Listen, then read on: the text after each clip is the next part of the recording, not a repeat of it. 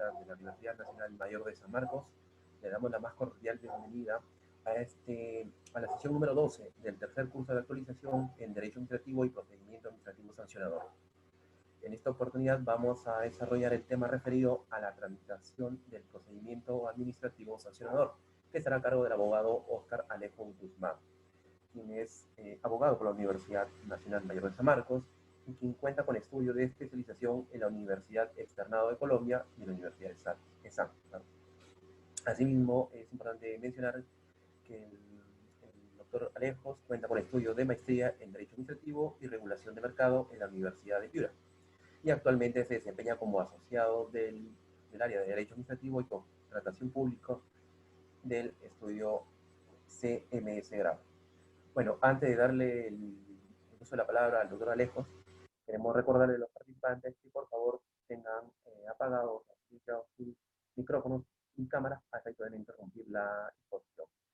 Asimismo, para cualquier pregunta o duda que tuvieran referido al tema, por favor, pudieran formularla a través del chat y gustosamente el expositor la va a poder resolver al finalizar la misma.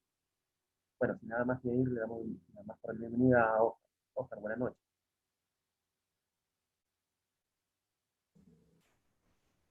Oscar. ¿Qué tal? Buenas noches. ¿Me escuchan? ¿Sí? Sí, Sí. escucho. Muy bien. Muchas gracias. Antes que nada, quisiera agradecer a Edexcal por la invitación para poder compartir con ustedes algunas reflexiones el día de hoy sobre la tramitación del procedimiento sancionador. Y gracias también a todos ustedes, a todos los participantes que se están tomando 1 hora y media de su vida para poder escuchar algunos puntos que tengo que decir. En relación a las preguntas, como decía Julio, yo no tengo ningún problema en absolver las preguntas al final, pero si gustan, también podrían ir colocando sus preguntas en el chat y las podría ir absorbiendo mientras vamos avanzando. Ahora, si me permiten un minuto, voy a compartir pantalla. Me parece que ya está. A ver, tenemos 1 hora y media para hablar de un tema que en realidad requeriría bastantes más horas, ¿no? Pero vamos a tratar de hacerlo lo más dinámico posible, lo más claro y lo más entretenido. Nos toca hablar ahora sobre la tramitación del procedimiento administrativo sancionador. Entiendo yo que ustedes ya han visto temas sobre derecho administrativo sancionador, ya han tenido algunas clases sobre los principios del procedimiento administrativo sancionador, con lo cual tienen una idea sobre más o menos de qué trata este tema. Antes de hablar sobre la estructura del procedimiento sancionador, me parece importante explicar cuál es la finalidad del procedimiento sancionador. O mejor dicho, ¿por qué tenemos un procedimiento sancionador en general, en cualquiera de las facetas que pueda tener, en cualquiera de los sectores? ¿Por qué lo regulamos como un procedimiento? No cabe duda que la potestad sancionadora es necesaria. Se requiere que el Estado cuente con una herramienta para poder sancionar. El poder punitivo que ejerce el Poder Judicial no es suficiente. No es suficiente porque no se da abasto, no es suficiente porque quizás las sanciones que se aplican en sede judicial son demasiado severas. Y en ese sentido se requiere que la administración pública también tenga un poder de sancionar. Además, se requiere que la administración pueda sancionar porque, como ustedes ya saben, la administración hoy por hoy no se dedica única y exclusivamente a ejecutar, se dedica también a normar. La administración pública hoy por hoy es quien más regula en el país, regula mucho más que el poder legislativo. Siendo así, la sanción es la herramienta por excelencia que tiene la administración para hacer cumplir sus reglas. Si yo tengo una regla, la única forma en la que esta regla pueda ser eficaz es si es que tengo algún instrumento para sancionar su incumplimiento. Y es en ese contexto en el que surge el derecho administrativo sancionador y es en ese contexto en el que se explican las sanciones. Habiendo dicho ello, la pregunta entonces es, ¿por qué procedimiento? ¿Por qué no imponemos sanciones de plano? Por sanciones de plano me refiero a sanciones sin procedimiento. ¿por qué no se permite que la administración, al detectar un incumplimiento, lo sancione? ¿Por qué tenemos que regular un procedimiento estructurado con varias etapas y con bastante tiempo y con un derroche de recursos para sancionar? ¿Por qué necesitamos todo eso para sancionar? ¿Por qué no sancionamos de frente? Y la razón, en realidad, es muy sencilla. Y es que el procedimiento es una garantía. Y ojo, no, como se suele decir, una garantía a favor del ciudadano. No necesariamente es así. Yo lo veo más como una garantía a favor de la verdad. No una garantía a favor del ciudadano, entonces, sino una garantía a favor de la verdad. ¿Por qué? Porque lo que se busca cuando se estructura un procedimiento administrativo, en general, o un procedimiento sancionador, es que la decisión que tome la administración sea la correcta. Y por correcta me refiero no solo a aquella que cumple la finalidad de la sanción, sino además aquella que se ajusta a la verdad de los hechos. Entonces, la razón por la cual preferimos un procedimiento a sanciones de plano es porque el procedimiento, con todas sus etapas, con la intervención del administrado y de la administración, permite que la decisión que tome la administración sea la más adecuada, sea la más idónea, sea la que más se ajusta a la verdad y por ende la que puede cumplir con la finalidad de la sanción. Esa y no otra es la razón por la cual existe un procedimiento administrativo. Para algunos, esta pequeña reflexión podrá ser superflua, innecesaria, porque ustedes considerarán que en realidad pues es más o menos obvio, casi todos los procedimientos, o mejor dicho, casi todas las sanciones vienen precedidas de procedimientos, lo que estoy diciendo no es nada nuevo. Puede ser cierto, pero aún así me parece importante remarcarlo porque no somos extraños aquí, al menos en el Perú, a muchos regímenes que contienen sanciones de plano, sobre todo a nivel de gobiernos locales. Si ustedes en algún momento deciden investigar un poco sobre cómo está regulada la potestad sancionadora en los gobiernos locales, se van a encontrar con que muchas municipalidades, a través de ordenanzas, se atribuyen la posibilidad de imponer sanciones de plano, es decir, sanciones sin procedimiento. Y eso evidentemente es ilegal y es inconstitucional, ¿no? Pero está ahí, lo tenemos presente. Y frente a ello, pues, se suelen presentar amparos, se suelen presentar acciones populares, se suelen presentar un montón de medios de defensa, pero lo cierto es que eso ni siquiera debería existir. Y justamente para que eso no exista, es importante comprender entonces por qué exigimos un procedimiento. No lo exigimos porque se nos venga en gana, no lo exigimos porque sea un capricho del legislador o porque suene más bonito, sino que elegimos que exista un procedimiento porque, repito, es una garantía de que la decisión que tome la administración sea la correcta. Ahora bien, he decidido organizar esta exposición primero explicando de manera muy breve y concisa cómo está estructurado el procedimiento para que ustedes tengan una noción más o menos clara de cómo es que se inicia y se termina un procedimiento sancionador. Y luego quisiera tocar, sí, algunos temas particulares que me parecen sumamente relevantes y necesarios para comprender los avatares del procedimiento sancionador. El procedimiento sancionador se inicia con la imputación de cargos. Se inicia con la imputación de cargos, que en buena cuenta es el acto mediante el cual la administración le dice a un ciudadano: oye, nosotros consideramos que es posible que hayas cometido una infracción. Estos son los hechos que hemos logrado averiguar. Esta es la norma que tú habrías infringido y esta es la sanción que te corresponderá en el supuesto en el cual se determine que efectivamente tú has cometido una infracción. Con esos elementos se inicia el procedimiento sancionador. Con esos elementos se abre la puerta y se marca el hito para que el administrado pueda ejercer su derecho de defensa. Esa es la imputación de cargos y no otra cosa.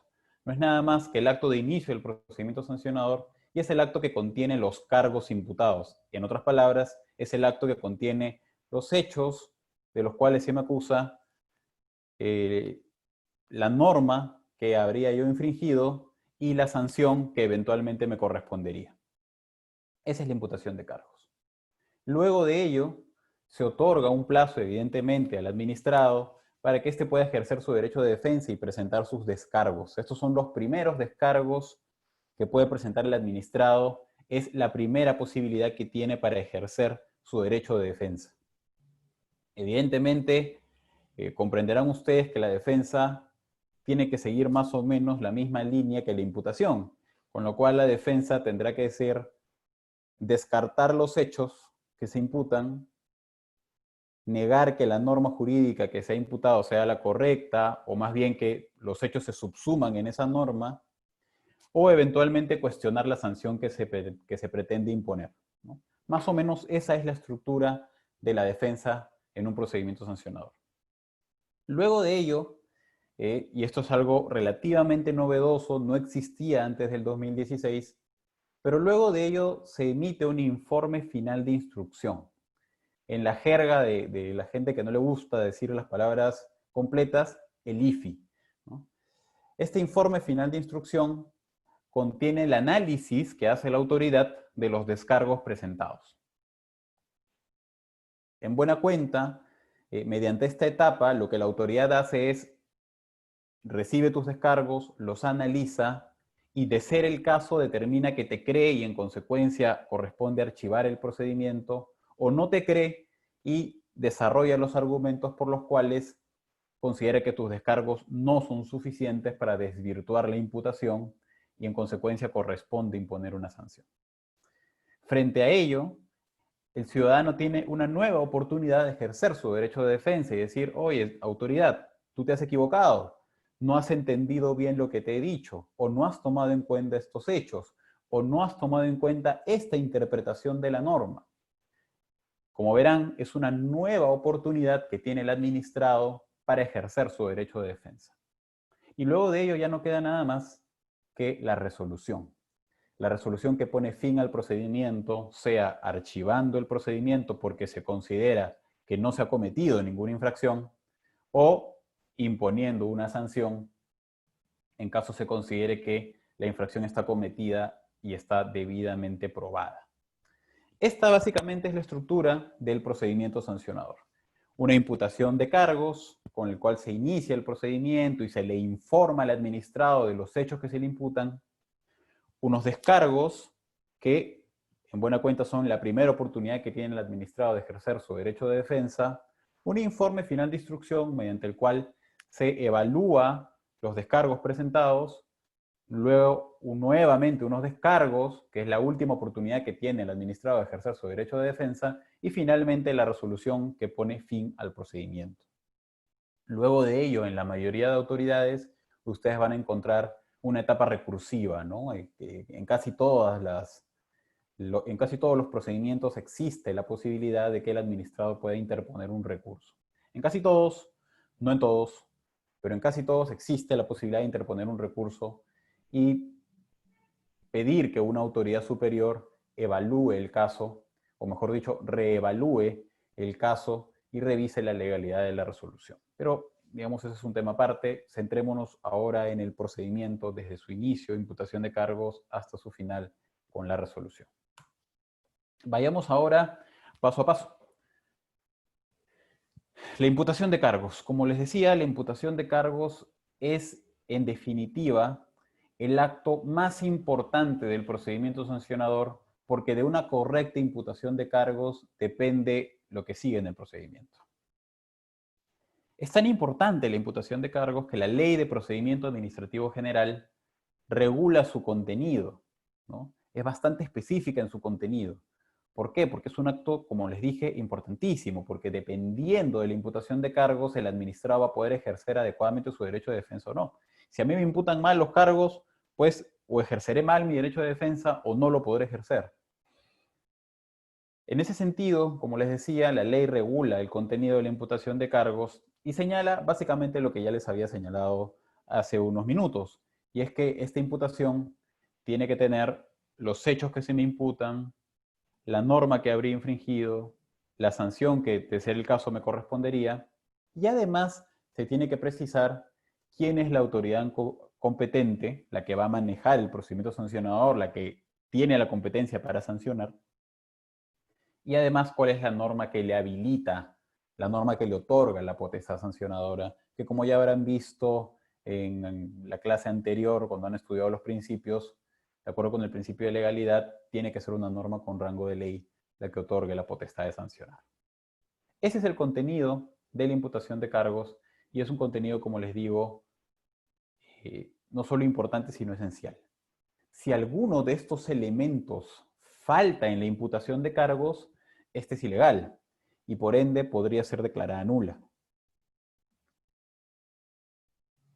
Siendo la imputación de cargos, además, un acto de inicio del procedimiento, imagínense lo que sucedería si es que tuviese pues, un defecto de esta naturaleza. Yo podría seguir un procedimiento hasta el final y cuando la autoridad recién tiene que resolver, la autoridad podría declarar nulo absolutamente todo lo que se ha hecho solo por un vicio en la imputación de cargos. Así de importante es la imputación de cargos.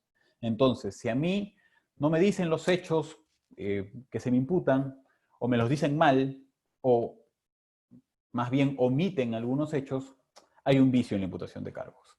Si no me indican cuál es la norma que he infringido y cuál es la norma que tipifica esta conducta como infracción, hay un vicio en la imputación de cargos. Si no me dicen cuál es la sanción que me corresponde, también hay un vicio en la imputación de cargos. Por ello, como señalo en la diapositiva, existe una estricta vinculación entre la imputación de cargos y el derecho de defensa. De una correcta imputación de cargos se desprende un correcto ejercicio del derecho de defensa y viceversa, ¿no? Si es que existe una imputación de cargos mal formulada, existirá también una afectación al derecho de defensa. Ahora bien, que la imputación de cargos deba ser completa, que la imputación de cargos deba ser bien pensada, no implica que no se pueda variar. No implica que no se pueda variar. A lo largo del procedimiento existe la posibilidad de que acontezcan nuevos hechos, de que se detecten nuevos hechos, de que el administrado, al ejercer su derecho de defensa, revele nuevos hechos que determinan que la imputación de cargos deba variarse. Y variarse implica no solo ampliar y decir, oye, acá hay un hecho adicional que voy a tomar en cuenta porque esto puede significar una infracción más. No, también puede significar una reducción de los cargos. Podría ser que yo te inicie un procedimiento por 3 cargos, qué sé yo, porque contaminaste el medio ambiente y perjudicaste a la flora y a la fauna, y contaminaste y a su vez también perjudicaste la salud de las personas. Pero a mitad de camino yo me doy cuenta, sobre la base de los hechos y las pruebas que se actúan en el procedimiento, que en realidad pues no hubo afectación a las personas. Ello me habilita a mí a hacer una variación de cargos y reducir los cargos imputados de manera que solo exista el cargo por la infracción que queda permanente, ¿no? La infracción sobre, en el ejemplo que ponía, el daño a la flora y la fauna. Existe entonces la posibilidad de variar los cargos. Ahora, nosotros tenemos un problema, y es que la legislación peruana no contempla la variación de imputación de cargos. No está regulada. Pero si ustedes van a normas especiales, ahí sí van a encontrar esta posibilidad. Si van, por ejemplo, a las normas que regulan el procedimiento sancionador en materia ambiental, van a encontrar la posibilidad de variar los cargos. Si se van a la norma que regula el procedimiento sancionador en telecomunicaciones, también van a poder encontrar esta posibilidad de variar los cargos. ¿Cuál es entonces el problema? El problema es el problema que tenemos todos en el derecho administrativo y con mayor énfasis en el derecho administrativo sancionador. Y es que desde el momento que cada administración pública tiene la potestad de regular, cada una crea su propio procedimiento sancionador y cada una crea sus propias reglas. Y en el tema de variación de cargos, este es un ejemplo. Porque como la ley no dice nada, a cada administración se le ha ocurrido sacar su propia norma y regular cómo debería variar los cargos. y eso evidentemente genera un estado de inseguridad jurídica. Si yo no sé, o sea, yo no sé en qué caso me pueden variar así o asá, eso genera un problema de incertidumbre. Frente a eso, lo que yo propongo es que se regule este tema en la Ley de Procedimiento Administrativo General.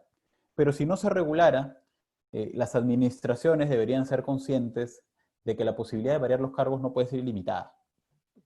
No puede ser ilimitada. Yo propongo que esta posibilidad esté restringida única y exclusivamente a la aparición de nuevos hechos. Si en el trámite del procedimiento yo me doy cuenta que hay nuevos hechos, entonces se me debería permitir variar los cargos. Pero si no es eso, sino más bien en la mitad del procedimiento me doy cuenta que yo, administración pública, he cometido un error por decidir iniciar el procedimiento de manera apresurada, pues entonces no debería permitirse la variación de imputación de cargos, porque esa variación afecta el derecho de defensa, y no solo afecta el derecho de defensa, sino que incentiva a que la administración sea ineficiente, incentiva a que la administración actúe con premura. Si nosotros permitimos que se puedan variar los cargos sin ningún tipo de límite, sin ningún tipo de restricción, lo que estamos incentivando es que la administración pueda decidir iniciar procedimientos sancionadores sin mayor sustento. Piensen cómo funciona. Si es que yo puedo variar los cargos en cualquier etapa y sin ninguna restricción, pues mañana yo te inicio un procedimiento sancionador y la verdad es que no me importa si tengo muchas o pocas o casi nada de pruebas. Si no tengo claro los hechos, no me importa. Yo te inicio el procedimiento sancionador y mañana, si es que la situación cambia, pues variaré los cargos. Eso está mal. Eso está mal, evidentemente. Nosotros no queremos una administración que inicie procedimientos sancionadores porque sí, que inicie procedimientos sancionadores sin tener certeza o por lo menos tener cierto nivel de seguridad en que efectivamente se ha cometido una infracción. ¿No? Eso no queremos, al menos como sociedad no es lo que se quiere, ¿no? Por eso es que creo yo que deberían existir límites y restricciones a la posibilidad de variar los cargos. Repito, no solo porque queremos una administración que actúe de forma racional, de forma eficaz y eficiente, sino además porque pónganse ustedes en el lugar del ciudadano imputado. Imagínense que mañana a ustedes les llega un inicio de procedimiento sancionador, una imputación de cargos y les dice, usted ha cometido A, B y C. Y usted se defiende, prepara su defensa, contrata a sus abogados, o usted mismo diseña su defensa, invierte recursos, pierde tiempo, presenta escritos, para que al cabo de 6 meses le digan, no, ¿sabes qué? La verdad es que me equivoqué, te voy a imputar a cargos por otra cosa.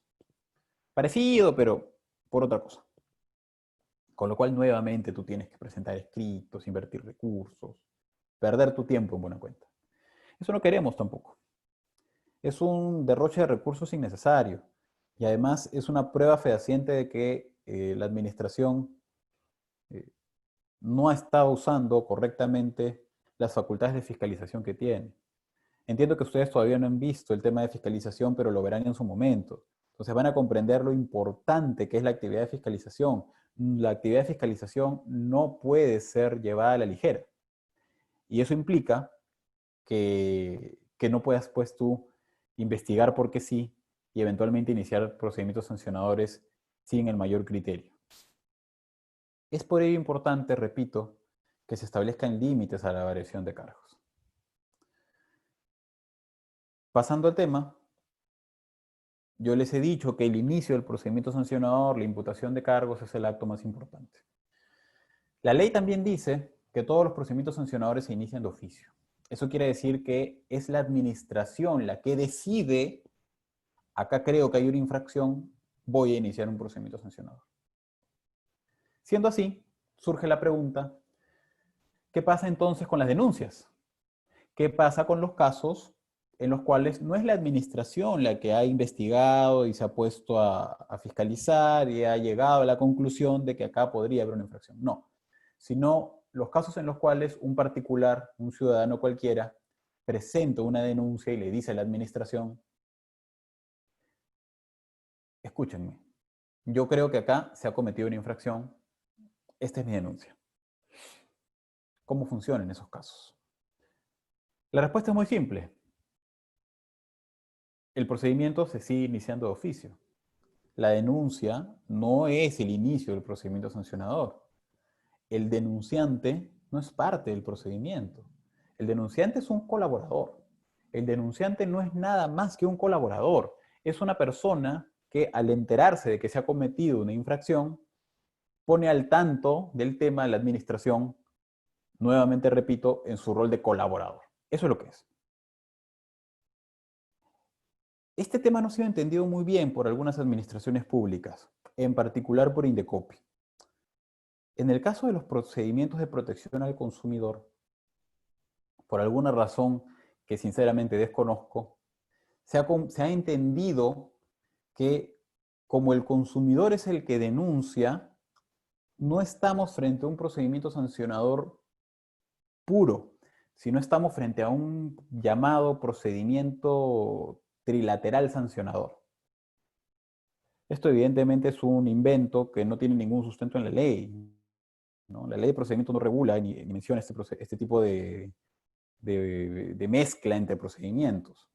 Y además no tiene sentido por una razón muy importante, y es que nadie niega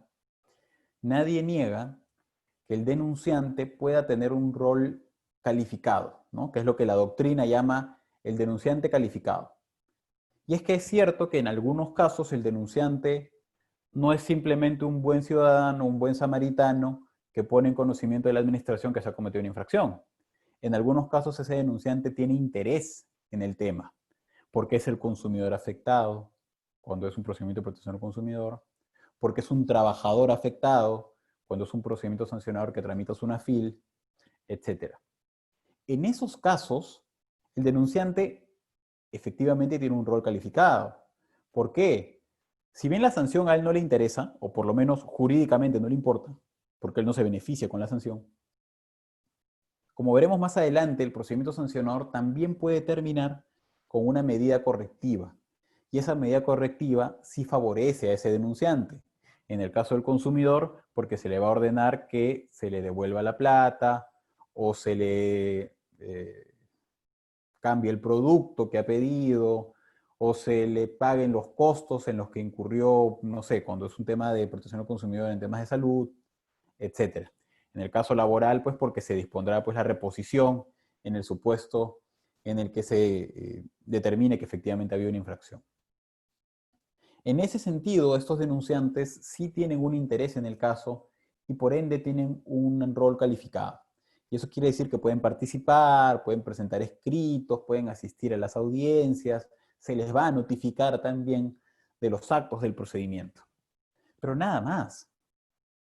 Que tengan un rol en el procedimiento no quiere decir que sean parte del procedimiento o que ellos puedan, o que ellos sean los que inicien el procedimiento o que, por ejemplo, ellos puedan desistirse de su denuncia y la administración deba seguir el desistimiento y decir, ¿sabes qué? Bueno, yo tampoco sanciono, entonces si tú te desististe, yo no sanciono. Eso no debería ocurrir. No debería ocurrir porque desde el momento en el cual el legislador ha considerado que cierta conducta constituye una infracción, esto ya se vuelve un tema de interés público. Y al ser un tema de interés público, la administración no puede estar vinculada a lo que decida un particular, ni a la denuncia que el particular formule, ni al desistimiento que eventualmente pueda formular si es que llega a un acuerdo con el infractor.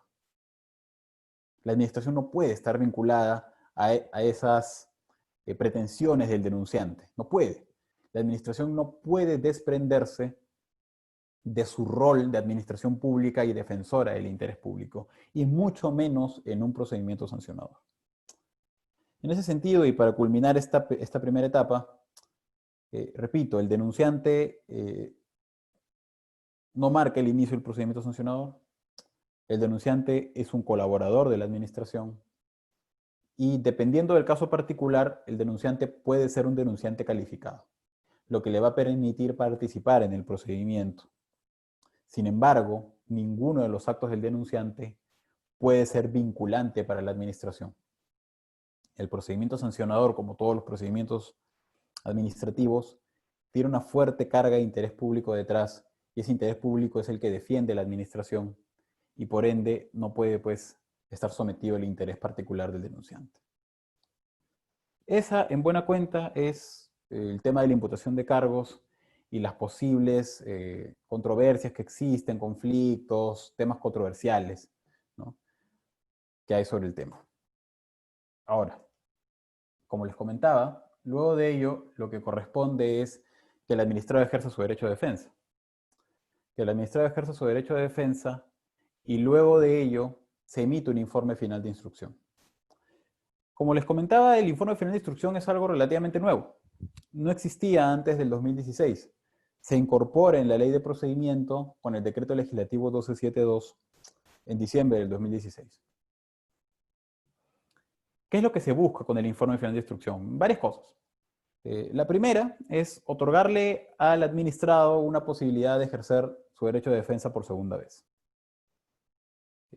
Se cree que es la mejor manera de proceder, que esta etapa adicional va a permitir que el administrado ejerza mejor su derecho de defensa. Eso es uno. Y lo segundo que se busca es tener bien delimitada esta diferencia que reclama la ley entre órgano instructor y órgano sancionador.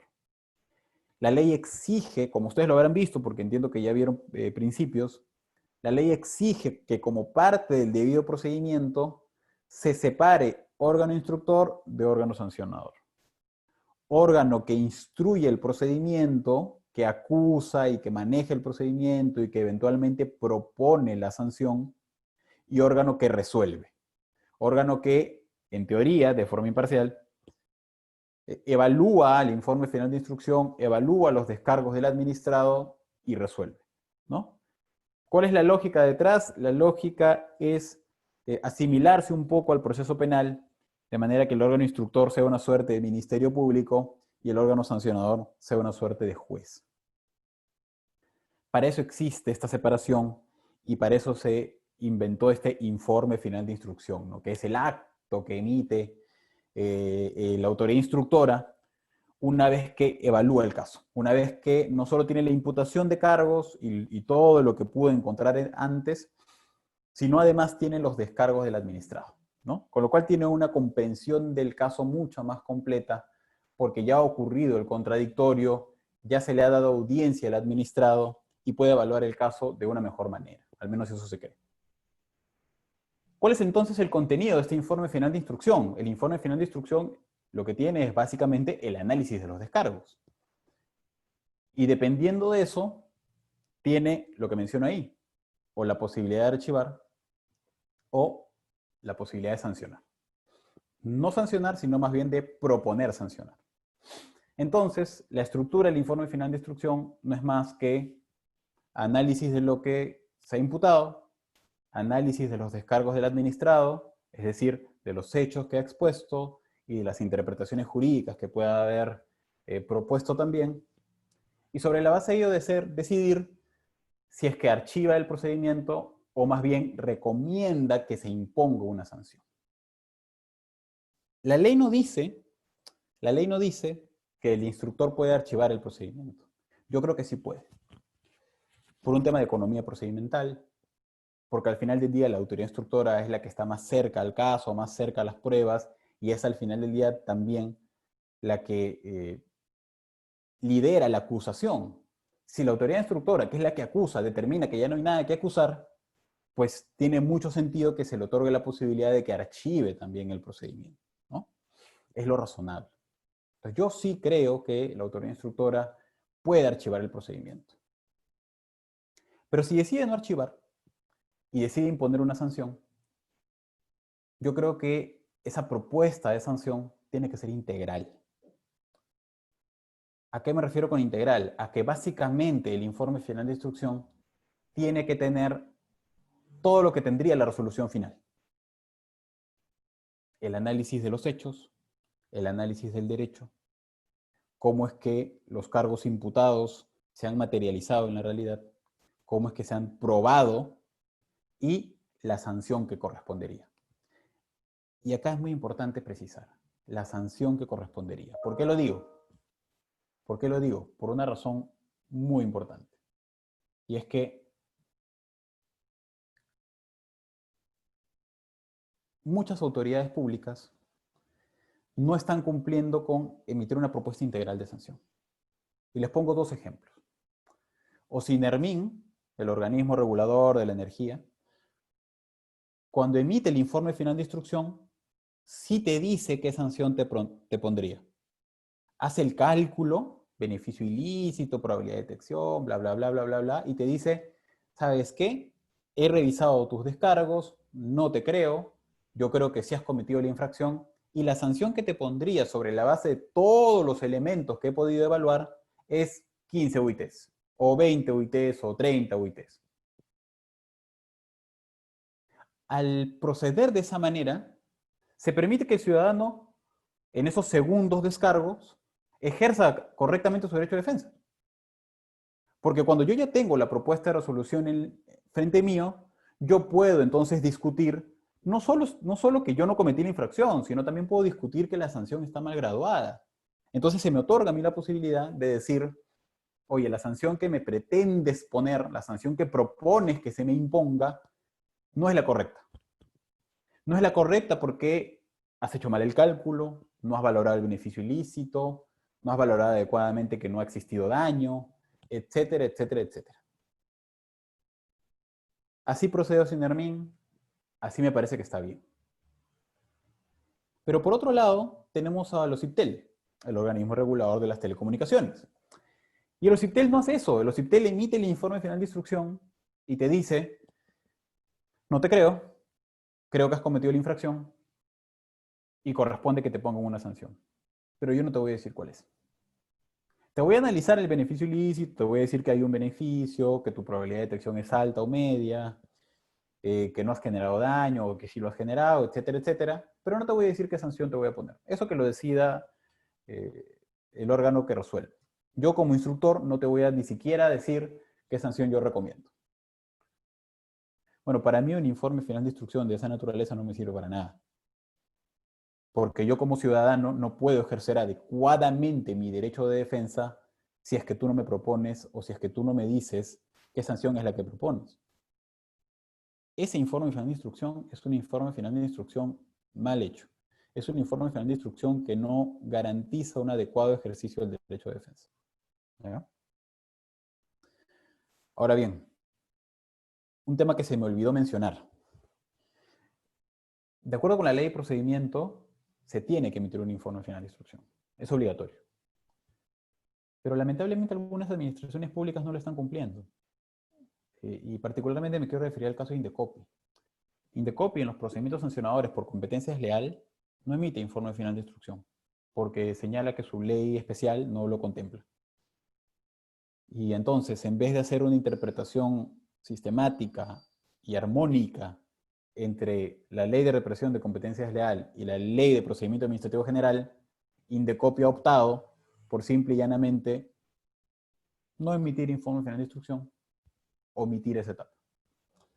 Eso evidentemente es un error, es ilegal y no tiene ningún sustento. La ley de procedimiento administrativo general hace mucho tiempo que dejó de ser supletoria. Es más, nunca lo fue. La ley de procedimiento administrativo general es de obligatorio cumplimiento.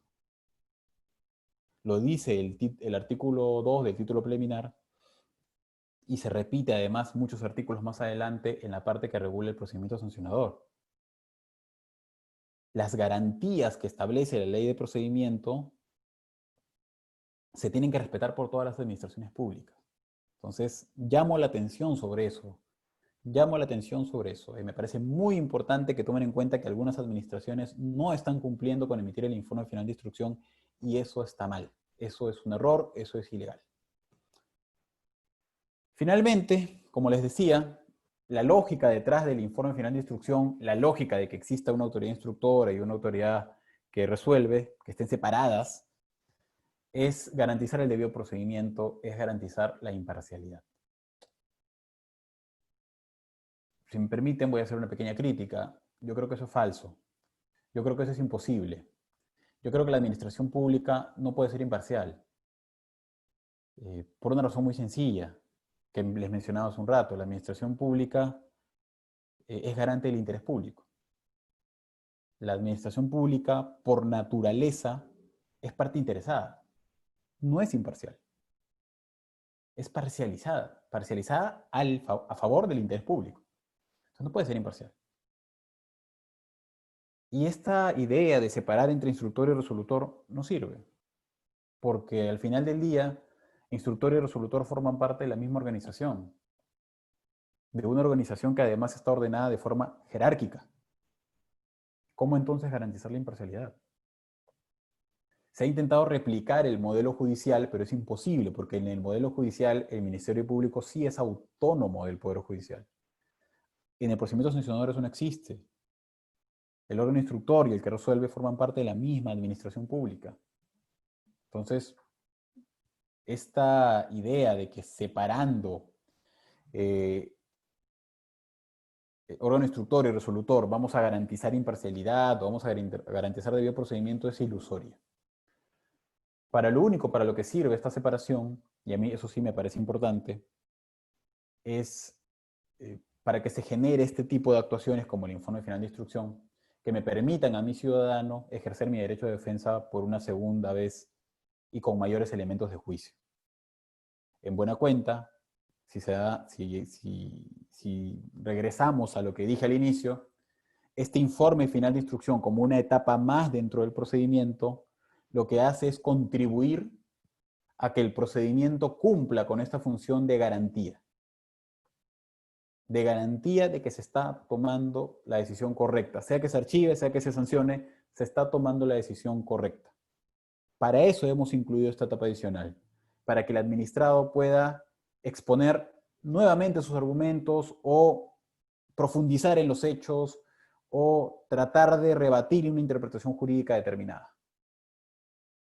De esta forma se logra que el procedimiento se nutra de esa información y pueda garantizar que la decisión que se tome al final sea la correcta. Para eso sirve el informe final de instrucción. Para eso sirve esta separación, para eso sirve todo este trámite, no para otra cosa.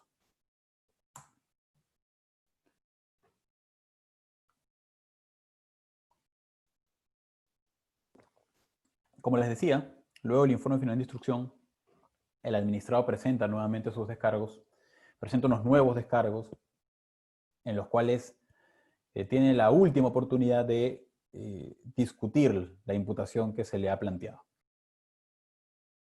Luego de ello no queda más que resolver. Y la resolución, en buena cuenta, contiene un análisis como sigue. Primero, la ley establece pues, que la resolución está vinculada a los hechos imputados. Eso es bastante evidente, hay un tema de congruencia, un tema de derecho de defensa. La resolución solo puede resolver sobre la base de los hechos que fueron imputados. Si resolviera de otra manera, se afectaría el derecho de defensa del administrado. Ahora, la resolución, por lo general, tiene la siguiente estructura. En un primer momento, se analiza la infracción. Y cuando digo se analiza la infracción, es que se hace un análisis fáctico y jurídico. Fáctico, porque lo que hace el órgano que resuelve es verifica los hechos imputados, A, B y C, evalúa los hechos que han sido propuestos por las partes, por la autoridad que instruye y por el administrado, y evalúa estos hechos a la luz de las pruebas presentadas. Y sobre la base de eso determina qué es lo que ocurrió o qué es lo que no ocurrió. Ese es el análisis fáctico del tema. Luego de ello toca el análisis jurídico. Como ustedes ya habrán estudiado en la clase anterior que han visto principios, el análisis jurídico básicamente es un análisis que sigue la esencia de la comisión de delitos es igual acá a la comisión de infracciones. Primero verificas que el hecho imputado ha ocurrido, para eso es el análisis fáctico, pero luego de ello verificas el tema jurídico, que en buena cuenta es verificar que la conducta es típica, que la conducta es antijurídica, es decir, que no se presenta ningún tipo de eximente de responsabilidad, y que la conducta es culpable, porque ahora se reconoce, como habrán visto, el principio de culpabilidad. Esos elementos tienen que ser analizados por el órgano que resuelve. Hechos, conjuntamente con las pruebas, tipicidad de la conducta, antijuricidad y culpabilidad. Una vez que se haya realizado ese análisis, el órgano que resuelve podrá determinar, podrá señalar, efectivamente acá se ha cometido una infracción. Luego de ello, asumamos que efectivamente se determina que se ha cometido una infracción, luego de ello corresponde determinar cuál es la sanción aplicable. Como ustedes sabrán, la mayoría de sanciones están establecidas por rangos, ¿no? Por rangos de multas, ¿no? De 10 a 20 UITs, de 100 a 300 UITs, qué sé yo. Entonces, lo que corresponde ahora, al momento de resolver, es hacer un análisis de proporcionalidad o de razonabilidad, como le llama nuestra ley. Y eso implica evaluar cuál es la sanción que corresponde sobre la base de los hechos probados. Y eso implica analizar el beneficio ilícito, la probabilidad de detección, el daño, el perjuicio ocasionado, si el administrador es reincidente o no es reincidente, si obró con dolo o no obró con dolo. Todas esas circunstancias tienen que ser tomadas en cuenta al momento de graduar la sanción, ¿no? ¿Qué es lo que busca el principio de razonabilidad al momento de graduar sanciones? Ya lo han visto ustedes. Busca evitar la infrapunición y el exceso de punición. No queremos ni sancionar con una multa que sea ínfima, tomando en cuenta la infracción cometida, ni queremos tampoco excedernos en la sanción, porque tampoco pues, se trata de sancionar por sancionar. Entonces, hay también en la resolución un análisis de cuál es la sanción que corresponde. Y finalmente, nuestra ley de procedimiento señala que la sanción no es incompatible con medidas de restablecimiento de legalidad, es decir, con medidas correctivas. ¿Eso qué quiere decir? Que dependiendo del caso, la resolución no solo va a terminar con una sanción, sino también va a terminar con una medida correctiva. Es decir, con una medida que lo que busca es restablecer la legalidad, que lo que busca es corregir la infracción. Porque recuerden, la sanción no corrige nada. Al tipo que se cruza la luz roja, la multa le genera un perjuicio, evidentemente, pero no corrige nada. Al tipo que contamina, la multa tampoco corrige nada, ¿no? Ahora que estamos en emergencia sanitaria, a las personas que incumplen con las reglas de emergencia sanitaria, por ejemplo, que abren sus locales cuando deberían estar cerrados porque no están autorizados para reactivar, la multa tampoco corrige nada. Al consumidor que va y denuncia que le han vendido una lavadora defectuosa, la sanción que se le impone a la empresa no corrige nada. Es por ello que es necesario, en algunos casos, incluir no solo la sanción, sino además una medida de restablecimiento de legalidad. Devuelve la plata, dale otra lavadora, cierra tu local, saca tu licencia, etcétera, etcétera, etcétera. Entonces, las resoluciones no solo terminan con una sanción, sino terminan en muchas ocasiones con medidas de restablecimiento de legalidad. Entiendo que eso lo van a estudiar en alguna clase posterior, simplemente basta con decirles que estas medidas pues tienen que estar previamente tipificadas en la ley y además tienen que adecuarse a la proporcionalidad del caso, ¿no? La medida correctiva tiene que ser necesariamente proporcional.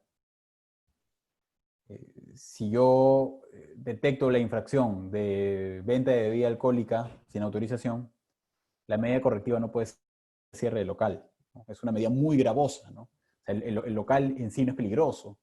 Entonces, la medida debería ser, oye, cesa en la venta de bebidas alcohólicas. Por último, un decomiso, pero jamás el cierre de local, ¿no? Entonces, eso es un poco para graficar que estas medidas de restablecimiento de legalidad tienen que ser proporcionales, y eso implica hacer el análisis que hace el Tribunal Constitucional, ¿no? Tiene que ser una medida idónea, tiene que ser una medida necesaria, es decir, la menos gravosa posible, y finalmente tiene que ser una medida proporcional.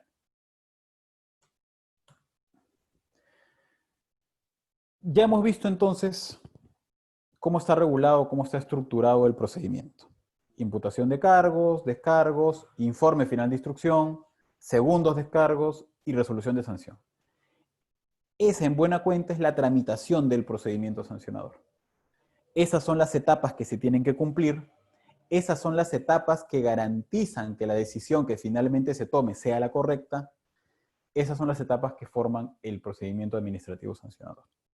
Ahora quisiera ver algunos temas muy particulares que me parece son los más problemáticos, o en todo caso son aquellos temas que merecen la atención o merecen un comentario particular.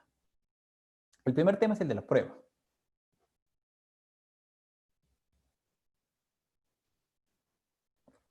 El tema de la prueba es muy importante.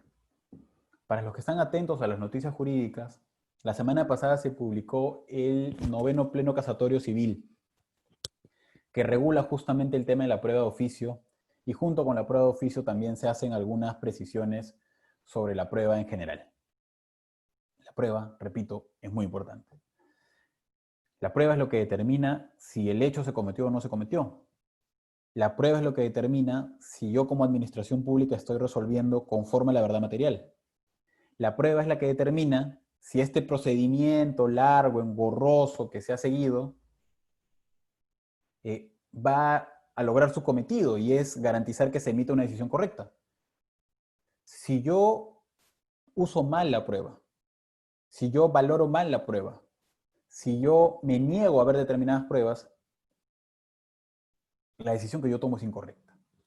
Así de sencillo. Entonces la prueba es trascendental. Lamentablemente no se le ha dado mucha relevancia. Si ustedes se ponen a revisar estudios sobre la prueba en el procedimiento administrativo acá en el Perú, se van a dar con la sorpresa de que no existen muchos. Son muy pocos artículos que han tratado el tema, no hay ningún libro sobre la materia. Es un tema pendiente, y es un tema muy importante. Vayamos rápido. Un primer tema es la admisibilidad de pruebas. Felizmente, nuestra ley de procedimiento administrativo general es bastante abierta a la admisión de pruebas. Y en ese sentido no hay restricción alguna. Tú puedes presentar pruebas documentales, puedes presentar testimonios, puedes presentar pericias, puedes presentar informes técnicos, puedes proponer que se realicen actuaciones, que se realicen inspecciones, que se realicen pruebas de laboratorio, qué sé yo. Todo lo que se te ocurra y que sirva para probar un hecho es admitido o debería admitirse. La ley no establece límites, la ley no establece etapas probatorias, la ley no establece preclusión probatoria, con lo cual yo podría incluso en mis descargos al informe final de instrucción presentar una prueba. En ese sentido, la prueba es importantísima, como les digo. La prueba es importantísima. Ahora, ¿cómo valoro la prueba? La ley no es particularmente clara en la materia. Como ustedes saben de sus clases de Derecho Procesal, se suele utilizar pues distintos sistemas de valoración de la prueba. No me voy a explayar en la materia, basta con señalar que lo que yo considero que se debería hacer es adoptar una posición epistemológica al momento de valorar la prueba. ¿Qué quiere decir eso? Que tenemos que alejarnos de esta noción subjetiva de la prueba, de esta noción de el hecho está probado si yo como juzgador estoy convencido. No. O sea, la convicción subjetiva de quien evalúa el caso es irrelevante. Lo que a mí me parece que está probado o no está probado no debería tener mayor relevancia. Tenemos que ir hacia un sistema objetivo de valoración de la prueba. Y ese sistema objetivo es el que nos da la epistemología. La epistemología, como ustedes saben, es pues esta ciencia que nos va a ayudar a corroborar cuándo un enunciado es verdadero y cuándo no lo es. Y así debería valorarse la prueba.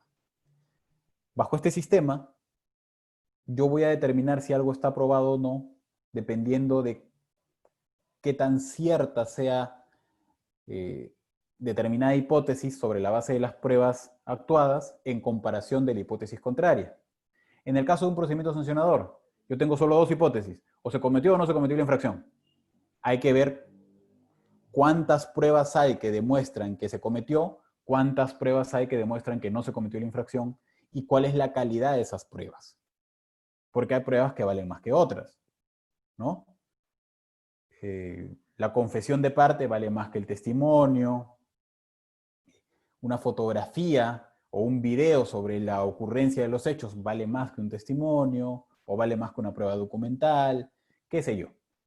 Hay que valorar con ese lente objetivo las pruebas y hay que ver qué hipótesis es la que tiene más pruebas y más calidad de pruebas al momento de determinar si se cometió o no se cometió una infracción.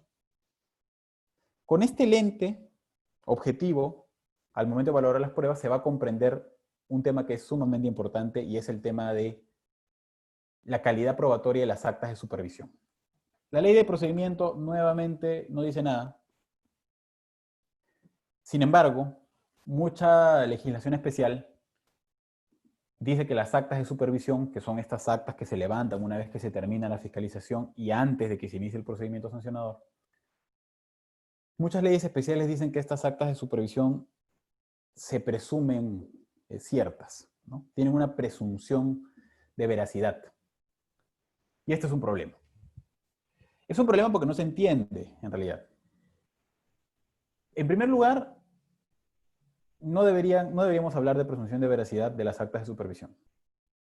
Por una razón muy sencilla, porque la única presunción de veracidad que podrían tener es una presunción juris tantum, es decir, una presunción que admite prueba en contrario. Estas actas de supervisión jamás podrían ser o podrían gozar de una presunción jure de jure. Lamentablemente muchas administraciones públicas piensan que sí, y se van a un procedimiento sancionador solo con el acta de supervisión.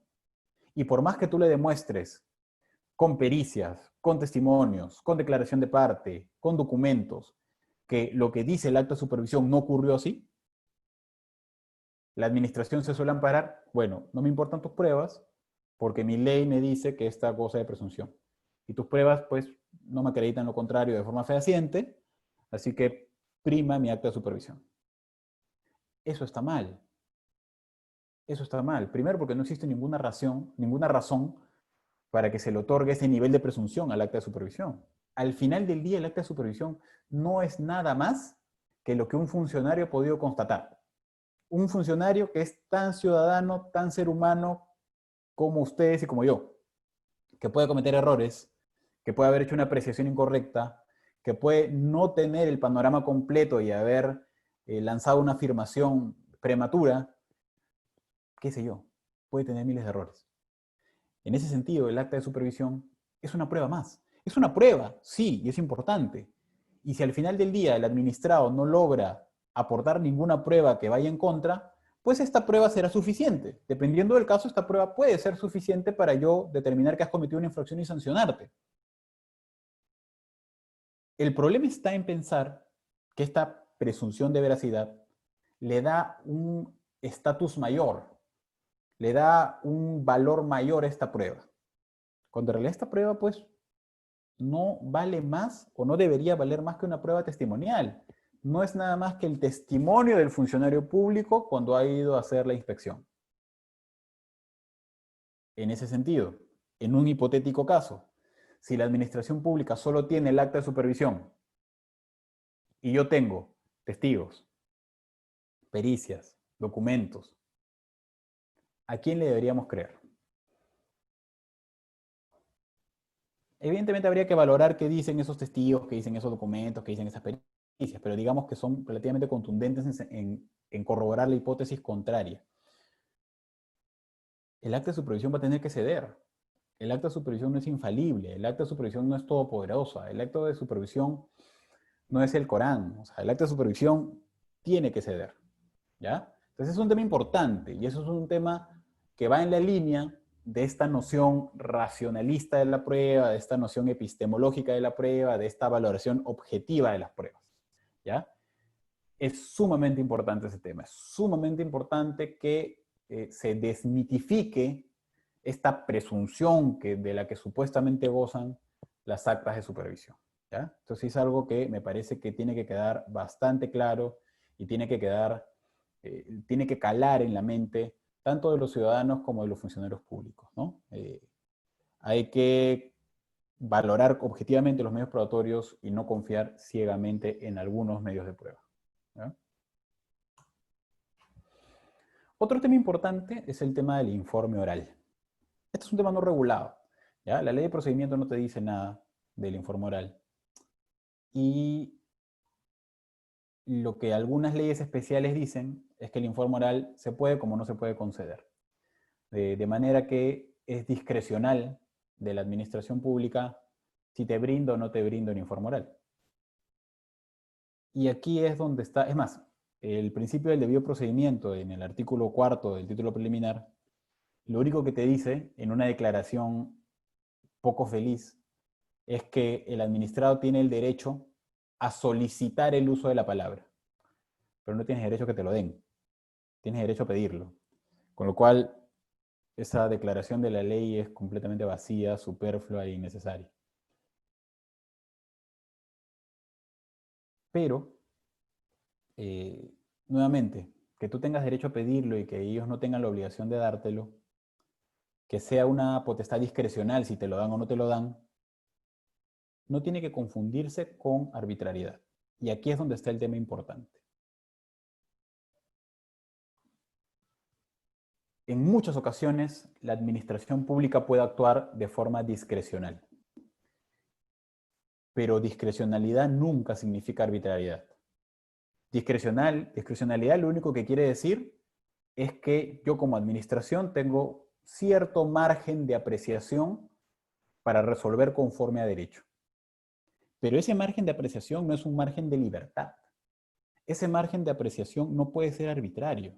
Tiene que estar debidamente motivado. La garantía para que una decisión discrecional sea legítima, sea legal, sea constitucional, es que esté debidamente motivada. ¿Ya? Eso es no solo un tema importante, sino que es un tema que está zanjado. El mismo Tribunal Constitucional peruano, en un caso en el que tuvo que pronunciarse sobre el otorgamiento, ¿no?, de informe oral en sede administrativa, el Tribunal Constitucional dijo, sí, es una facultad discrecional, te lo pueden dar como no te lo pueden dar, pero si no te lo dan, tiene que estar motivado. Eso es algo que muchas administraciones públicas se olvidan y que a mí me parece sumamente importante, ¿ya? Sumamente importante. Lamentablemente no hay pautas, no hay reglas específicas que te permitan dilucidar cuándo se debe otorgar y cuándo no. Me permito yo brindarles algunas. Si los hechos son complejos, necesariamente se tiene que dar un informe oral. Imaginen un caso de contaminación ambiental. Imaginen un caso en el cual se han presentado varias pericias. ¿Cómo no dar informe oral? ¿Cómo confiar en que la administración le baste y le sobra con revisar el documento? El informe oral te permite establecer un diálogo. Si yo tengo una duda al revisar el documento, yo no puedo hacer nada. Pero si tengo una duda y tengo al frente mío al perito, yo le puedo preguntar, yo puedo indagar más, yo puedo llegar a la verdad material, yo puedo llegar a la verdad de los hechos. Entonces, si es un caso complejo que involucra, por ejemplo, actuación de pericias, en mi opinión, el informe oral es obligatorio en esos casos.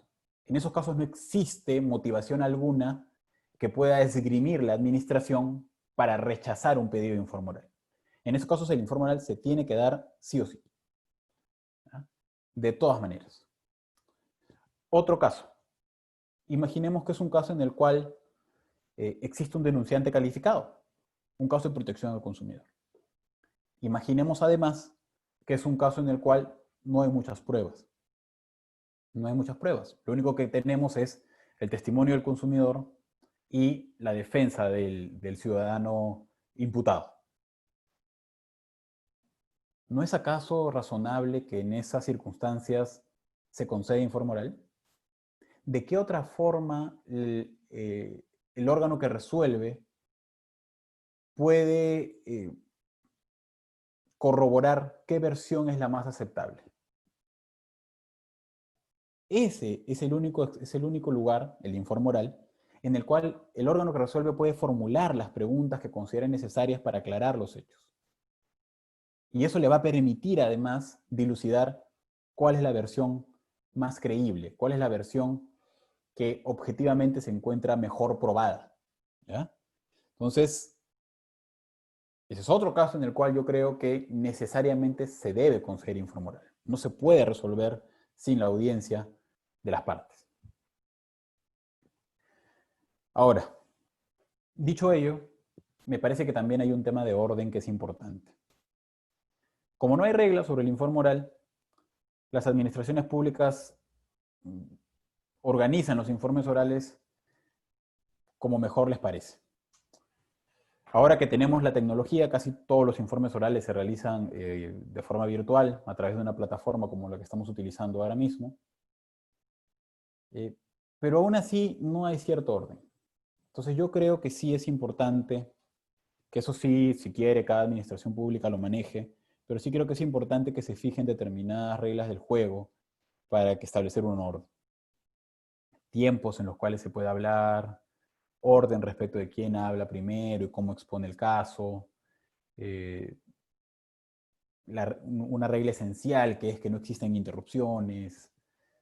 ¿Ya? Me parece que esos aspectos son trascendentales, son muy importantes y lamentablemente, pues, deberían estar regulados. Deberían estar regulados porque si no, pues cada informe oral, si un informe oral es mal llevado, está mal estructurado, está mal organizado, pues no va a servir para lo que debería servir, que es justamente para permitir al órgano que resuelve tener una apreciación integral, completa del caso, ¿no?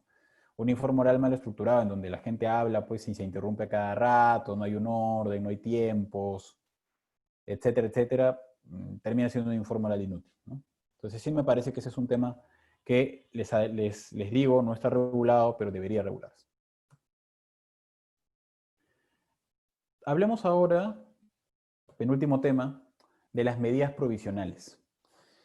Lo que la ley llama con el nombre de medidas de carácter provisional no es nada más que lo que ustedes conocen como una medida cautelar. Como toda medida cautelar, tiene una función esencial y es asegurar la eficacia de la resolución final. Nuevamente, estamos hablando de un procedimiento largo, engorroso, tedioso, que según la ley debería demorar entre 9 a 12 meses. En todo ese tiempo, el procedimiento sancionador podría ser completamente inútil. Daños a bienes jurídicos tutelados podrían producirse. Y en otras palabras, la administración podría llegar muy tarde. Para enfrentar eso, es que se regulan estas medidas de carácter provisional, estas medidas cautelares, ¿no? La ley de procedimiento dice que tiene que haber una ley previa, o sea, una ley previa te tiene que autorizar a poder dictar una medida provisional. Pero una vez que tienes esa habilitación legal, ya tú tienes la discrecionalidad de determinar cuál es la medida provisional más adecuada. Siempre y cuando respetes la finalidad, que como les digo es asegurar la eficacia de la resolución final, y la proporcionalidad, ¿no? Ejemplo, un caso en el cual busques asegurar la eficacia de la resolución final. Imagínense un caso en el cual yo estoy tramitando un procedimiento sancionador porque determinado local no cumple con las medidas de seguridad. Si yo espero a que el procedimiento termine para imponer la sanción y ordenar el cierre del local, puede ser muy tarde. Puede ser que estemos hablando de un edificio que efectivamente no cumple las medidas de seguridad y que durante el trámite del procedimiento sancionador se derrumba, con todos los daños personales y materiales que eso implica, ¿ya? Entonces, en un caso como ese, en el cual existe un riesgo grave a la seguridad y a la integridad de las personas, es perfectamente válido que la administración imponga una medida provisional de cierre local, ¿no? De cierre temporal del local, mientras dure el procedimiento. Ahora, esa medida tiene que ser proporcional, como les digo. Entonces, en un caso como el que les acabo de plantear, es proporcional que se cierre el local. Pero en algunos casos no va a ser así. Imaginemos que es un caso en el cual las medidas de seguridad no se cumplen, pero en determinada área del local. Imaginemos que no estamos hablando de un edificio, sino que estamos hablando de una planta de procesamiento. Y estas medidas de seguridad no se cumplen en la caseta. En la caseta del vigilante no se cumplen las medidas de seguridad porque la verdad es que es una caseta mal construida. La pregunta es, como medida cautelar, ¿yo podría imponer el cierre de todo el local, de toda la planta? Evidentemente, pues estamos frente a una medida que no es proporcional, ¿no? Esa es una medida pues, que excede lo que es estrictamente necesario, ¿no? Entonces, esa medida sería ilegal, esa medida no se puede imponer. Con lo cual, repito, estas medidas provisionales tienen que cumplir su finalidad, pero a su vez tienen que garantizar que son proporcionales. La oportunidad de la medida, lo cierto es que puedes imponerla en cualquier etapa del procedimiento, ¿no? En cualquier etapa del procedimiento, la administración tiene la facultad de imponer una medida provisional, ¿ya? Así como tiene esa oportunidad de imponerla, también tiene la oportunidad de dejarla sin efecto. Si va avanzando el procedimiento y me doy cuenta que ya no es necesaria la medida porque en el tema de seguridad, porque ya se cumplieron con los parámetros de seguridad, ya no es necesaria la medida, la puedo levantar, ¿no? Entonces, la ley es bastante flexible con el uso de las medidas de carácter provisional. La administración tiene una muy grande dosis de discrecionalidad para determinar qué medida impone, cuándo las impone y cuándo las levanta, ¿no? Tiene pleno sentido porque por su naturaleza misma dependen mucho del hecho concreto. Entonces, tiene sentido que esta medida sea variable, ¿no? Que yo pueda cambiarla si es necesario, que yo pueda levantarla si ya no es necesario, ¿ya? Pero también tiene límites, ¿ya? Y los límites, como habrán podido ustedes deducir, son, yo no puedo imponer una medida que sea de imposible o difícil reparación, como tampoco puedo imponer una medida que sea violatoria de derechos o que se exceda en el tiempo que es absolutamente necesario, ¿no? Entonces, por ejemplo, imaginemos, yo no puedo imponer como medida, por ejemplo, la destrucción de determinados... A ver, en materia, ustedes saben, o si no saben, se los cuento, nosotros tenemos una regulación bastante profusa en materia de explosivos, ¿no? Cuando una empresa utiliza explosivos, por ejemplo en minería, se trata esta de una actividad bastante regulada. Para yo usar explosivos tengo que estar autorizado, etc. Si un día me deciden iniciar un procedimiento sancionador porque no tenía autorización para uso de explosivos o no tengo una autorización para los explosivos que tengo en mi almacén, ese procedimiento sancionador podría terminar con una medida correctiva que me ordene a deshacerme de esos explosivos. La pregunta es, como medida provisional, ¿yo podría decirte, deshazte de esos explosivos, elimínalos, destrúyelos? No podría, porque evidentemente nos encontramos frente a uno de los supuestos de imposible reparación. Porque ¿cómo se lo voy a reponer? La administración no le va a comprar nuevos explosivos. Entonces, ese es un supuesto de medida de imposible reparación y por ende de una medida que no se podría dictar y que si se dicta sería totalmente ilegal, ¿no? Entonces es muy importante tomar en cuenta que si bien la ley es flexible con el otorgamiento de medidas provisionales, también tiene límites, ¿no? No es un poder del cual se puede abusar. Un último tema importante es determinar si estas medidas provisionales son impugnables o no. Y hay dos posiciones, como todo en la vida. Algunos dicen que sí, algunos dicen que no. Los que dicen que no se pueden impugnar se amparan en lo que dice nuestra ley. Lamentablemente, nuestra ley señala que solo son impugnables los actos administrativos que ponen fin al procedimiento. La medida provisional por naturaleza no pone fin al procedimiento. Nuestra ley también dice que son impugnables los actos de trámite, pero siempre y cuando causen indefensión o impidan la continuación del procedimiento. La medida provisional no impide la continuación del procedimiento ni tampoco causa indefensión. Causa un perjuicio, sí, pero no causa indefensión. Siendo así, si yo me someto a la letra de la ley, voy a llegar a la inevitable conclusión de que estas medidas no son impugnables. Sin embargo, yo soy un fiel creyente de que se puede ensayar una interpretación un poquito más finalista. Y se podría llegar a la conclusión de que cuando la ley señala que yo puedo impugnar un acto de trámite que afecta a la defensa del administrado, o mejor dicho, que genera indefensión, deberíamos incluir también ahí los casos en los cuales se genera, como dice la norma, dificultad de reparación o imposibilidad de reparación futura, ¿no? O sea, no solo debería ser, no solo debería ser impugnables los actos de trámite que causen indefensión en sentido estricto, sino también aquellos que me generan un perjuicio tan grave, tan fuerte, que al final del día el ejercicio de mi derecho de defensa es totalmente superfluo. En el caso que les comento de los explosivos, si es una medida provisional que ordena la destrucción de mis explosivos, mi ejercicio de derecho de defensa en teoría no se ve afectado. Yo me voy a poder defender, pero esa defensa va a ser completamente inútil. O sea, ¿ya para qué me defiendo si cuando termine el procedimiento, por más que yo haya ganado, ya mis bienes han sido destruidos? Ese ejercicio de derecho de defensa no sirve. Entonces, bajo esta lógica, yo creo que es posible interpretar que cuando la norma habla sobre actos de trámite que generan indefensión, podemos incluir los supuestos de medidas de carácter provisional que vuelven inútil el ejercicio del derecho de defensa, ¿no?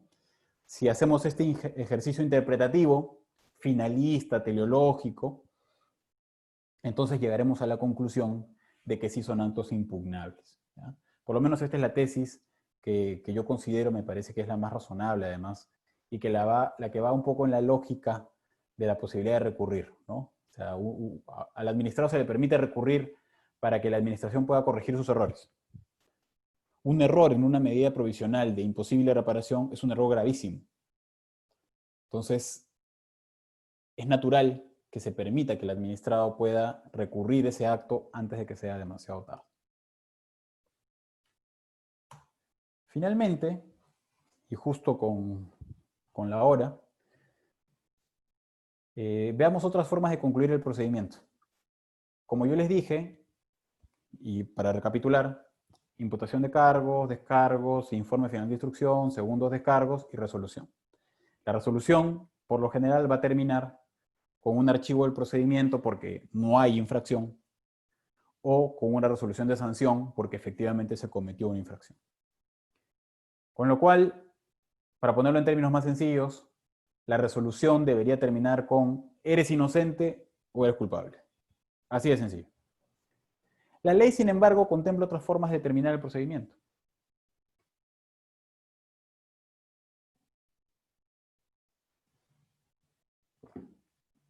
Una primera de esas formas es la caducidad. Este es un tema que, según me han indicado, van a estudiar más tarde. Sin embargo, les voy adelantando. Les decía hace un momento que la ley establece que el procedimiento no puede durar más de 9 meses, de ahí lo puedes ampliar, pero máximo hasta 12 meses, con lo cual tienes un procedimiento de 9 meses, máximo 12 meses. La pregunta es, ¿qué pasa si yo me excedo de ese tiempo? Bueno, la respuesta es que caduca. Y que caduca no significa nada más que el procedimiento se tiene que archivar, pero se archiva sin un pronunciamiento sobre el fondo.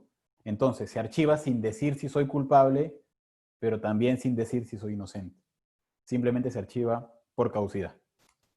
Es una forma que la ley ha establecido para que la administración pierda competencia en razón del tiempo. Entonces, como ha transcurrido tanto tiempo desde que te iniciaste el procedimiento y ha sido evidentemente completamente inefectiva o ineficiente, yo te establezco la caducidad del procedimiento, de tal manera que te ves obligado a archivar el caso. Pero, repito, sin pronunciamiento sobre el fondo. Esa es la caducidad, esa es una nueva forma de terminar el procedimiento.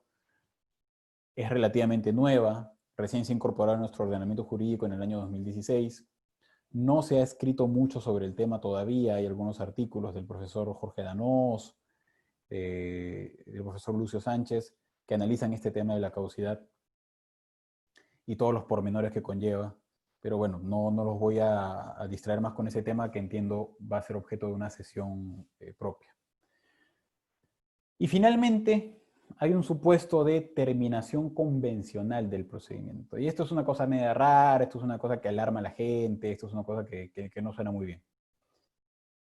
Se dice terminación convencional porque en teoría la administración se pone de acuerdo con el particular para terminar el procedimiento. Y esto es una cosa media rara porque, como yo les decía al comienzo, el interés público que está detrás del procedimiento sancionador determina que la administración no pueda vincularse a lo que diga un administrado. La administración tiene que decidir sobre la base de lo que es para ella el interés público.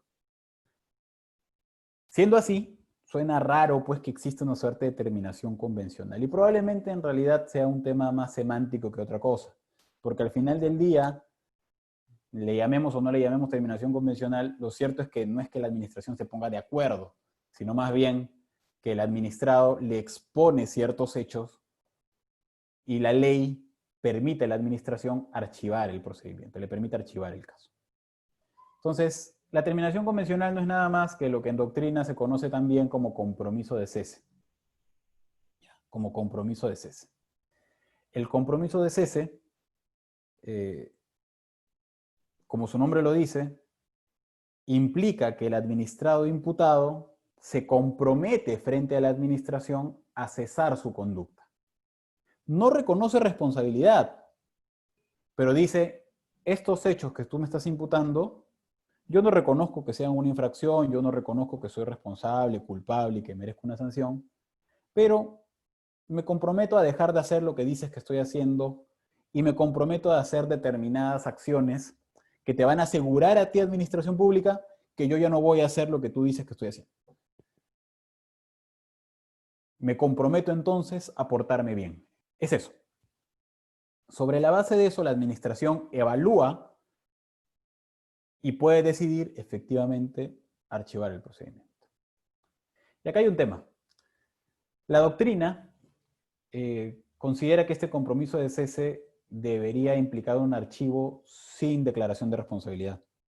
Con lo cual debería ser un archivo, pero que no declara ni culpable ni inocente, como en el caso de la caducidad. Debería ser un archivo sin pronunciamiento sobre el fondo.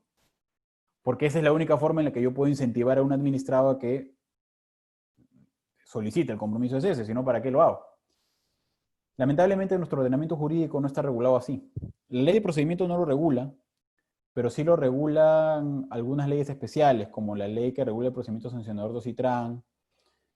En el caso de los CIPTEL, la norma lo regula, pero no para archivar el procedimiento, sino como un atenuante, así que ni vale la pena mencionarlo. Y el caso en el que está más utilizado o que está más regulado es en el caso de libre competencia, ¿no? En la Ley de Represión de Conductas Anticompetitivas se regula el compromiso de cese. Y lamentablemente se regula señalando que sí tiene que haber una declaración de responsabilidad. Con lo cual, si el compromiso de cese se acepta, se archiva el caso, pero se archiva con reconocimiento de responsabilidad y con la orden de el cese de la conducta y las medidas correctivas que correspondan. Pero sí hay una declaración de responsabilidad. ¿Ya? Entonces, es un problema, ¿no? Es un problema que la legislación, pues, no haya seguido la lógica de la doctrina, que en realidad era una lógica bien sustentada, ¿no? Pero bueno, si ustedes quieren saber un poco más sobre el compromiso de cese, lo pueden encontrar en la Ley de Represión de Conductas Anticompetitivas. Ahora, hay que diferenciar lo que es el compromiso de cese con lo que esa misma ley de competencia llama exoneración de sanción o delación compensada. Son cosas completamente distintas. El compromiso de cese, como les digo, no implica que yo reconozca responsabilidad, implica más bien que yo me comprometo a cesar la conducta y ejecutar determinadas conductas que aseguren que no voy a cometer la infracción. Nada más. La exoneración de sanción o la delación compensada son cosas distintas. Como su nombre lo dice, la delación compensada no es nada más el acto mediante el cual un sujeto infractor delata a los demás sujetos infractores y a cambio de eso obtiene una compensación. Compensación que se traduce en una reducción de la multa. ¿Por qué lo regula la Ley de Represión de Conductas Anticompetitivas? Porque la delación compensada está pensada para infracciones que cometen varias personas. Un cártel de precios, por ejemplo, ¿no? Un cártel de precios involucra varios actores del mercado que se ponen de acuerdo a vender al mismo precio, etc. Entonces, como son varios actores del mercado, es perfectamente posible que uno de ellos se le ocurra pues traicionar a sus compañeros, ir a la autoridad y decirle, quiero cogerme la delación compensada, voy a reconocer que he cometido una infracción, voy a darte todas las pruebas, porque ojo, la delación compensada no implica que yo simplemente señale con el dedo a los demás infractores, sino que yo tengo que aportar medios probatorios que demuestren que efectivamente se ha cometido una infracción. Y dependiendo de eso, seré compensado, ¿no? Si es que yo soy un delator que le arma todo el caso a la autoridad, la ley de represión de conductas anticompetitivas establece que te puede exonerar completamente de la sanción, con lo cual tú sales libre de multa.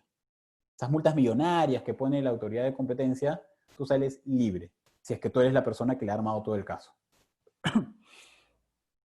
En cambio, si es que pues tú llegas tarde, haces una delación compensada, pero con pocos medios de prueba, tendrás derecho a alguna reducción de la sanción, pero no será esta total. Ahora, como les señalaba, esto es completamente distinto al compromiso de cese, ¿no? Son cosas completamente distintas, pero ambas pueden considerarse como formas alternativas de conclusión de un procedimiento sancionador, ¿ya? Y me parece que eso es todo. Eso es todo, con eso terminamos el tema del procedimiento sancionador.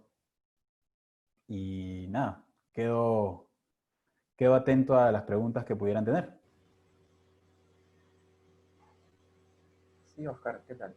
Oscar, bueno, voy a enunciar dos preguntas que han formulado los participantes. La primera de ellas está referida a la imputación de cargos y el informe final de instrucción o IFI son actos administrativos. Si en el IFI el órgano instructor considera que la multa debe ser, por ejemplo, 30 UIT, ¿es posible que el órgano sancionador imponga una multa mayor motivando el incremento? Excelente pregunta. Excelente pregunta. A la primera pregunta, sí, son actos administrativos. Son actos administrativos. Recordemos que la definición que contiene nuestra Ley de Procedimiento Administrativo General es bastante amplia, ¿no? Es toda declaración de la administración destinada a generar efectos jurídicos sobre el particular, ¿no? En una situación individualizada. Entonces, tanto la imputación de cargos como el informe final de instrucción son actos administrativos.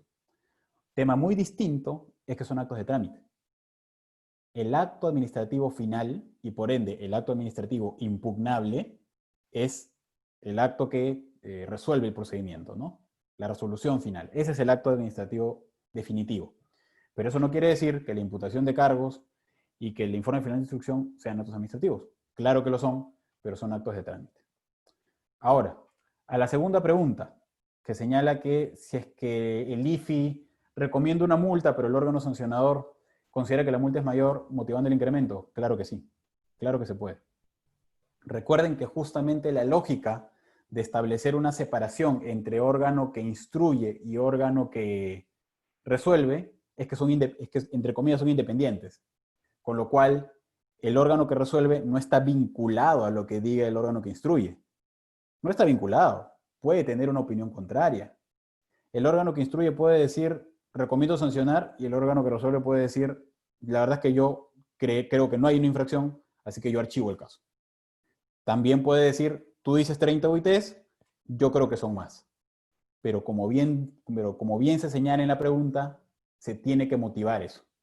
Y eso implica que yo tengo que, por ejemplo, en el caso de la multa, demostrar, la multa yo creo que es mayor porque has cometido un error al momento de calcular el beneficio ilícito o al momento de determinar la probabilidad de detección, qué sé yo. Tendrías que motivarlo adecuadamente, pero sí, sí existe la posibilidad. Y acá no hay un tema de prohibición de reforma en peor, porque la prohibición de reforma en peor solo está para los recursos. La prohibición de reforma en peor no está para lo que dice el IFI, el informe final de instrucción, y lo que dice la resolución. Estas pueden ser diferentes. La sanción que finalmente se imponga puede ser mayor. No hay ningún impedimento para eso. Perfecto. Y la última pregunta, Oscar, me la también señala lo siguiente. ¿En qué afecta al administrado que la lo que pone fin al paz por compromiso es este, señala en la determinación de responsabilidad. En muchas cosas. Primero, en la sanción social que tiene. El solo hecho que yo como administrado tenga una sanción encima, o sea, no una sanción, sino una declaración de responsabilidad encima, ya me genera un perjuicio, ¿no? Ya soy un infractor. Si no hubiera una declaración de responsabilidad, yo no sería un infractor, sería un tipo al cual se le inició un procedimiento que se terminó archivando porque llegamos a un acuerdo, entre comillas, en el cual yo me comprometía a realizar determinada conducta. Si hay una declaración de responsabilidad, yo ya paso a ser un infractor. Ahora, como les digo, ese puede ser un tema social, un tema reputacional, no me gusta que me digan infractor. Pero el tema no queda ahí, sino que tiene una consecuencia muy particular, y es la reincidencia. Esa es una consecuencia jurídica muy importante. No importa si no me pusiste multa. No me pusiste multa. Está bien, perfecto. Pero el solo hecho que hayas declarado mi responsabilidad implica un perjuicio. Porque eso quiere decir que esta infracción que ya cometí porque ha sido declarada va a ser tomada en cuenta en el futuro si es que yo incurro en una infracción, si es que yo incurro en la misma infracción. Porque va a ser tomada en consideración para decir que yo soy un infractor reincidente. Y como ustedes saben, la reincidencia es un criterio que permite que la sanción sea mayor. Entonces, con lo cual, sí tiene una importancia jurídica práctica. Perfecto, Oscar. Muchas gracias por tu bien exposición. Bueno, eso sería todo. Algo que hubiera alguna pregunta que le pidiéramos al participante que nos haga llegar a través del correo para luego derivar a tu persona. Bueno, Perfecto. estimados, cerramos la exposición no sin antes reiterar el agradecimiento a ustedes y a la Oscar por la forma como ha desarrollado este importante tema del paz. Antes de ello, quiero reiterarles que el día jueves, 1 de octubre, vamos a llevar a cabo el tema referido a lo que es medidas correctivas y cautelares en el procedimiento sancionador en a cargo del doctor Maraví. Bueno, nada más que añadir, les pido y gracias. Buenas noches. Gracias. Hasta luego. Hasta luego.